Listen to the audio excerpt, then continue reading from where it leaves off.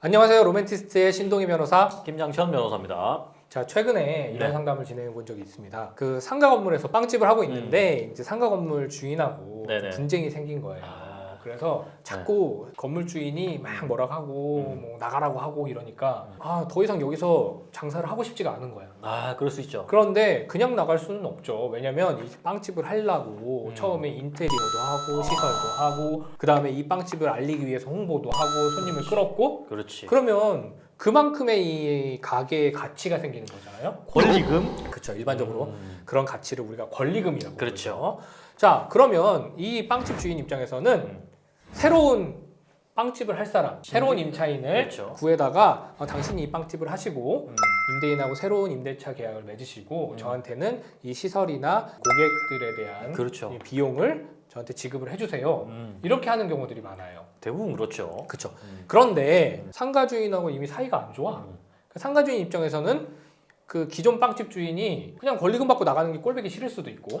그렇지. 그러니까 이 기존 빵집 주인이 원하는 대로 새로운 세입자와 뭐 계약을 체결하지 않는다던가 그렇지. 아니면 여러 가지 방식으로 기존 빵집 주인이 원하는 것을 방해하는 행위들이 있을 수 있어요. 권리금 회수 기회를 방해하네요. 그렇죠. 자, 이렇게 기존 세입자의 권리금 회수 기회를 방해하는 것.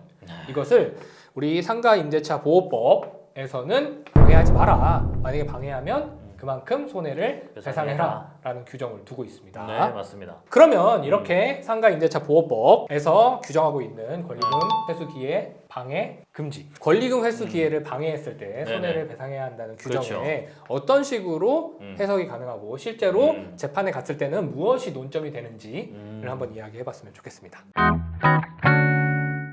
먼저 첫 번째로 자주 있는 논점은 이런 거예요. 아까 빵집을 예로 들었으니까 빵집 이야기를 해보겠습니다. 기존 빵집 주인이 새로운 빵집 주인을 이제 찾아가지고 데리고 오는 거예요. 그렇죠. 그러면 새롭게 빵집을 하려는 주인은 상가 주인이라고 새로운 임대차 계약을 맺어야겠죠. 그렇죠. 그런데 이 상가 주인 입장에서는 나 이 새로운 사람하고 안 할래 할 수 있잖아요. 아무도 자유 없이.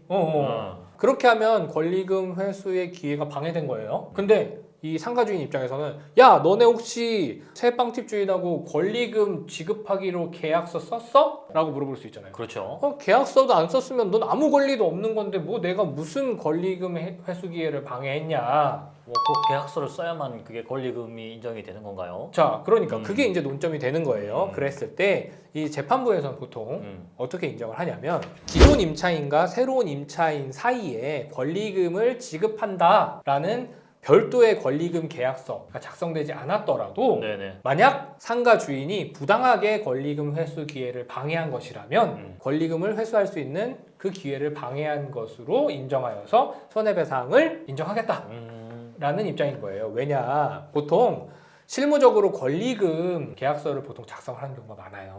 작성하죠, 그렇죠? 요즘에는. 그래서 기존 빵집 주인과 새 빵집 주인이 여기에 들어와서 장사하면서 너는 나한테 얼마의 권리금을 지급해라 라는 계약서를 써요. 근데 이 계약서를 언제 같이 작성하냐면 이 새로 들어오는 빵집 주인이 건물주하고 임대차 그쵸. 계약서를 쓰면서 권리금 계약서도 같이 쓰는 거지. 그렇지. 그렇죠. 그게 맞는 거죠. 그게 맞는 예. 거죠. 근데 당연히 권리금 계약서를 미리 쓰겠어요? 임대차 계약서 쓸 때 씁시다 라고 하지 구두로 미리 이제 약속해 놓는 약속은 거죠. 하겠죠. 그죠? 그러니까 이 권리금 계약서 체결 자체가 새로운 임대차 계약서와 같이 체결되고 있는 현실에서 상가 건물 주인이 나 임대차 안 해 라고 하면 당연히 권리금 계약서가 작성될 기회조차 없어지는 거겠죠. 그렇죠. 그렇게 권리금 계약서가 작성되기 어려운 상황에서 계약서가 없기 때문에 권리금 회수 기회는 방해된 것이 아니다 라고 인정한다면 되게 부당한 거죠. 그리고 이런 논점도 있습니다.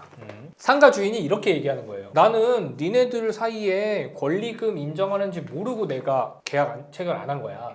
나는 니네가 만약에 새 빵집 주인하고 기존 빵집 주인 니들끼리 권리금 주고받기로 한지 알았으면 내가 새 빵집 주인하고 임대차 계약을 새로 체결했을 텐데 니네끼리 권리금 계약이 있는지를 몰랐네. 야, 내가 적어도 알았어야 방해한 거지. 왜 몰랐는데 뭘 방해한 거야. 그러면 뭐 임대인의 입장에서는 다 몰랐다고 해버리면 되네. 이렇게 주장했을 때 재판부는 어떻게 판단을 하냐면 권리금 계약의 존재를 알지 못한 채 결과적으로 권리금 회수 기회 방해로 이어졌을 때는 이 경우에는 임대인의 고의가 필요하지 않다는 거예요. 그렇죠. 그래서 임대인은 임차인의 주선으로 신규 임대차 계약을 체결하는 경우, 이런 경우라면 특히 임차인이 결국 신규 임차인과 권리금 계약을 체결할 예정이거나 아니면 이미 체결하였을 수도 있다라는 점을 충분히 예견할 수 있었던 이상 권리금 계약의 존재를 알지 못했다고 볼 수도 없다. 사실 상가에서 권리금이 존재하고 권리금 양수도 계약이 있다는 것은 누구나 예견 가능하고 네. 상가 임대차 보호법상으로 지금 인정하고 있죠. 네. 손해배상은 꼭 고의여야만 하는 것도 아닐 뿐더러 이 정도에 이르렀으면 몰랐다고 보기도 어렵다. 그렇죠. 이런 판단을 내렸다고 보시면 됩니다. 요 관련해 가지고 이제 또 관련 논점들이 몇 가지가 있어요. 네. 뭐냐면 상가 임대차 보호법상에는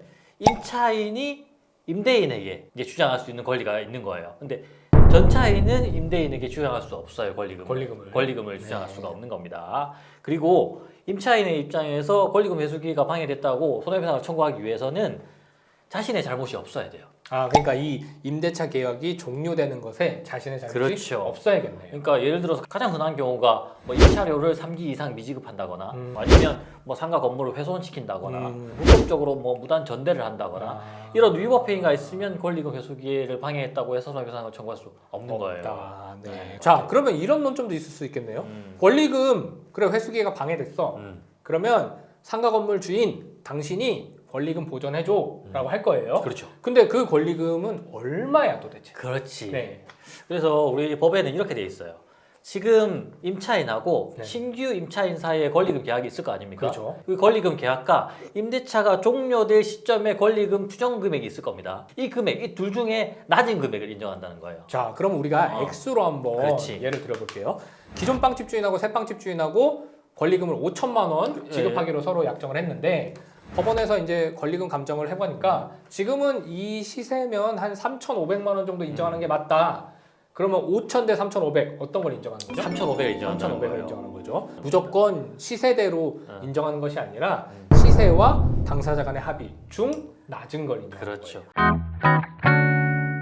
그리고 마지막으로 이 권리금 관련된 분쟁이 있을 때 꼭 또 한 가지 생기는 논점이 상가 주인 입장에서는 기존 빵집 주인한테 이렇게 얘기해요. 야, 너도 권리금 안 주고 들어왔으면서 무슨 권리금 얘기를 하냐? 그렇지. 그러면 권리금 회수 기회를 방해받았다, 손해배상을 해라라고 주장하기 위해서는 나도 권리금을 주고 들어왔어야 할까요? 아니요. 그렇죠. 상가 임대차 보호법은 신규 임차인과의 권리금 수수를 방해하는 등으로 임차인이 임대차를 종료할 당시 지급받을 수 있었던 권리금을 손해로 배상받는다라고 그렇죠. 규정하고 있는 거지. 임차인이 임차할 당시에 실제로 권리금을 지출하였거나 새로운 설비 지출을 하였을 것, 적극적 손해. 그러니까 내가 지출했던 걸 돌려받는 거야. 이런 적극적 손해를 기준으로 산정하고 있지가 않다. 내가 황무지에 가서 거기 개척을 했어요. 와, 엄청난 지금 영업이 돼. 그러면 권리금으로 인정을 해줘야죠. 그렇죠. 네. 그렇기 때문에 이 기존 세입자가 지출하였던 걸 돌려받는 것이 아니라 지금 새롭게 가치가 발생한 것에 대해서 지급받지 못하는 것을 손해로 인정하고 있는 것이기 때문에 네. 기존 권리금을 지급하였다라는 것 여부는 중요하지 않다라고 생각하시면 될 것 같습니다. 네. 자, 오늘은 권리금 회수기의 방해, 방해. 손해배상 청구 소송에 대해서 간단하게 이야기를 해봤습니다. 네. 그러니까 쉽게 정리하면 이런 거예요.